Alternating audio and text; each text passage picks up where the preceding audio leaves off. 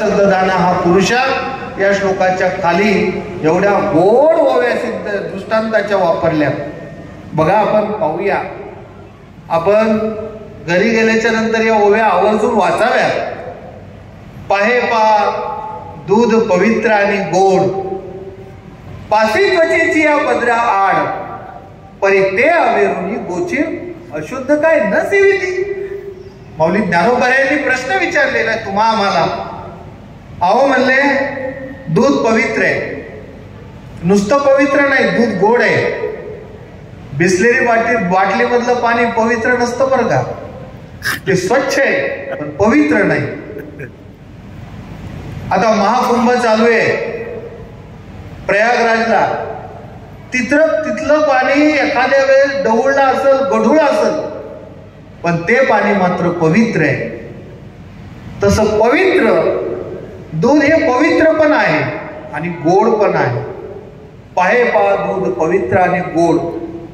बरं, हे आणण्यासाठी कुठं भारताच्या बाउंड्रीवर जावं लागतंय का जम्मू काश्मीरला?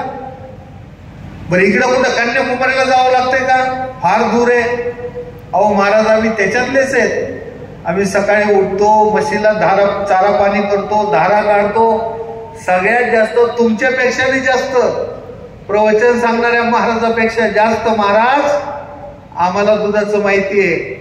आणि म्हणून दूध पवित्र आहे, दूध गोड आहे, हे आणण्यासाठी कुठं दूर जावं लागत नाही. पासी त्वचेची या पदरा आड, म्हणजे जनावराच्या, म्हशीच्या, गाईच्या कासेच्या अगदी असा जो पडदा असतो ना, त्या पडद्याच्या पाठीमाग कासेच्या वरच्या कातडीमध्ये रक्त आहे आणि पलीकडच्या कातडीमध्ये दूध आहे. पासी त्वचेची या पदरा आड, परी ते अवेरुनी गोचीड अशुद्ध काय न सेविती. पण गोचड असतात महाराज कासाला लागलेले, आणि या गाईच्या म्हशीच्या कासाला लागलेल्या गोचडांना माहित नाहीये.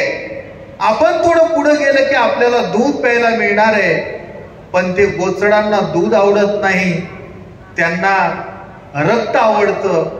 हा दृष्टांत मौलींनी फक्त गोचडासाठी दिला नाही.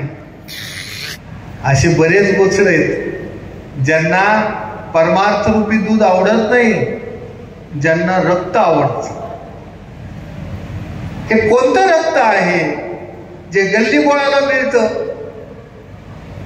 जे पिताना लोक डोळे बंद करून पितात, ते पिताना मात्र काय त्यांना आनंद मिळत असेल तो मिळो. माऊली ज्ञानोबा यांचं भाष्य आहे. पाहे पा दूध पवित्र आणि गोड, पासी त्वचेची या पदरा आड, परी ते अवेरुनी गोचिड अशुद्ध काय न सेविती. अशुद्ध या शब्दाचा अर्थ रक्त. गोचिड रक्त सेवन करत नाहीत का? एका दृष्टांतावर माऊलीचं समाधान झालं नाही. माऊलीने